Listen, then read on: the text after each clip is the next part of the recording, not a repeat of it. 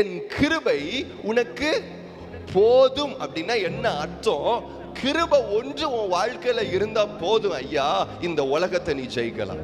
கிருபை ஒன்று இருந்தால் போதும் ஐயா, உன் சத்துருக்களை நீ ஜெயிக்கலாம். கிருபை ஒன்று இருந்தா போதும் ஐயா, நான் உன் மேல வைத்திருக்கிற சித்தங்களை திட்டங்களை நிறைவேற்ற முடியும். கிருபை ஒன்று இருந்தா போதும் ஐயா, நீ உன் குடும்பமும் பிழைப்பீங்க. எனக்கு தேவை கிருபை. அல்லேலூயா.